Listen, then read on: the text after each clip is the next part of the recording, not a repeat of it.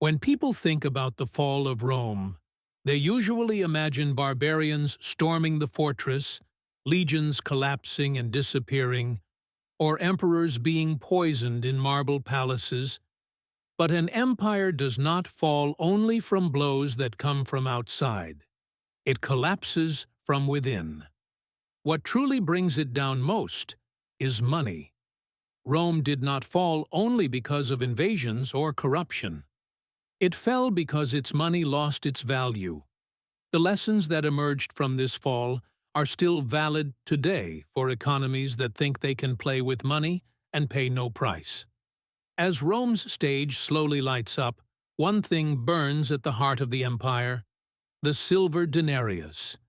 Minted starting in 211 BC, this coin was nearly pure silver. Soldiers received their wages in this coin, merchants demanded it, and ordinary people stored their wealth in this metal. The denarius was not just a piece of metal, it was a tangible feeling of trust.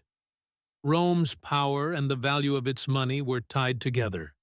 As long as Rome was strong, its money was strong. But running an empire was like constantly keeping a giant furnace blazing. The wood could never run out. Legions expected wages, roads and aqueducts had to be built, and border wars had to be financed. By the 2nd century, Rome had expanded greatly. On one side, the Germanic tribes, on the other, the Parthians in the east, and inside the borders, unrest. Taxes could not cover the expenses, so the emperors resorted to a trick: hollowing out the money. Taking more taxes from the people was always dangerous, so the silver inside the denarius was reduced. The numbers rose like a silent scream. Under Augustus, the denarius was 95% pure silver. By the time of Caracalla, this ratio had dropped to half. In the era of Gallienus, the silver content in the coin had fallen below 5%. A coin that was once pure metal had now become just a bronze disc with a thin silver coating. People could see the difference. They could feel it. The money circulating in the market had grown lighter, its color had faded, and its sound had changed. Then came the most familiar plague: inflation. The price of a measure of wheat suddenly rose to dozens of denarii. This was no longer a theoretical issue. It was a real disaster that shattered people's lives. Soldiers demanded higher pay to be able to survive. Merchants no longer accepted this money and switched to barter, the trade of goods. Local economies tried to stand on their own in an empire whose money could no longer be trusted.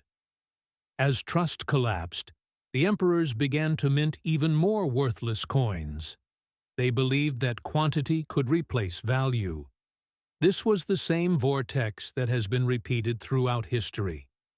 Eventually, the storm broke in the 3rd century. The years between 235 and 284 remained like a dark crack in Rome's memory. Invasions, plagues, civil wars, and economic disasters followed one another. Emperors were overthrown by assassinations after only a few months on the throne. Behind all this chaos lay a single thing: a collapsing financial system. Taxes were now being paid with money that had lost its value. Farmers were forced to abandon their lands, and trade routes were falling apart. In desperation, the state issued bans, fixed prices, and imposed forced labor.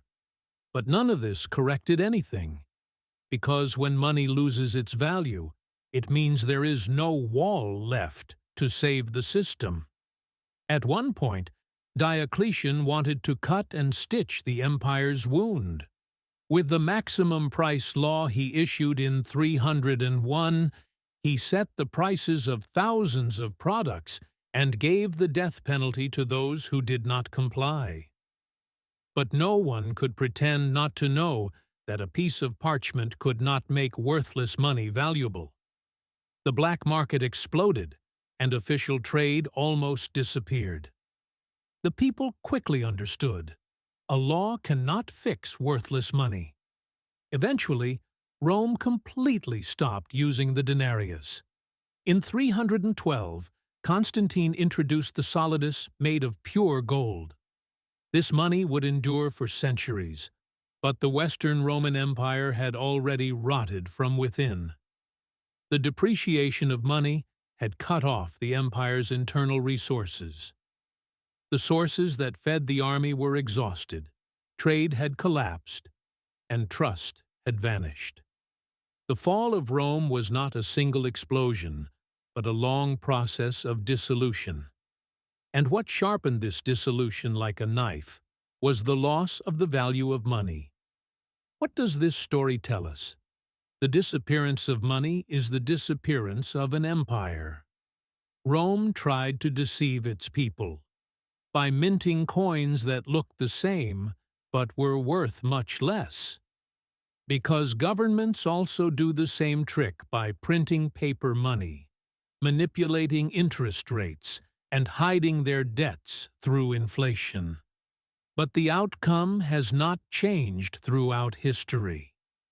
The people paid the price, wealth disappeared, and trust collapsed. Rome's pain resurfaced in 20th century Europe. After World War I, Germany printed money to pay its debts. In 1923, the price of bread rose from 1 mark to 200 billion marks. People had to carry their wages in wheelbarrows. Pensioners were dying of hunger. Savings evaporated, debtors were relieved, and those with real assets grew stronger. When money lost its value, the mind of society fractured. Political extremes grew, and the darkest shadows of history emerged. The same story was repeated in Zimbabwe. In the 2000s, new money was printed, and prices began to double every day. The country eventually threw away its own currency. Governments thought each time they could fool reality, and each time the people paid the price. Moreover, this collapse is not just the problem of weak countries. In 1971, when the United States completely detached the dollar from gold, money depended only on trust. And just as in Rome, the limits of trust began to be tested. Debts increased, the amount of money grew, and inflation quietly eroded people's purchasing power. The papers stayed the same, but the value inside them diminished. And this issue is now not only national but global. Everyone is playing the same money game. Trillions in printed paper, massive mountains of debt, unlimited interventions in times of crisis. The next collapse will gather not only one country, but the entire world. What can you, as an individual, take from this? Inflation may seem like an accident, but it is actually just a component of policy. Real wealth is not in paper, but in assets that retain their value even when money decays: land, skills, production, resources. And never assume that any system is permanent. If you told a first-century Roman, "One day your money will be worth nothing," he would have laughed. Germany in 1913 would not have reacted either. Zimbabwe experienced the same fate. History is not gentle about this. A system collapses first slowly, then all at once. When money loses its reality, the fabric of society will be torn apart at its deepest level. Trade stops, contracts begin to lose validity, armies dissolve, and the legitimacy of the state disappears. The barbarians at the gate deliver the final blow, but the true force that killed the empire was inside the treasury. They say history does not repeat, but if you do not understand it, it will pull you from the same place again and again. Behind Rome's currency crisis lay a truth far greater than bad emperors. The misuse of money by those in power silently corrodes even the most solid systems from within. This truth is still with us. If this story opened a new window for you, stay tuned. History is full of answers, as long as we know how to look.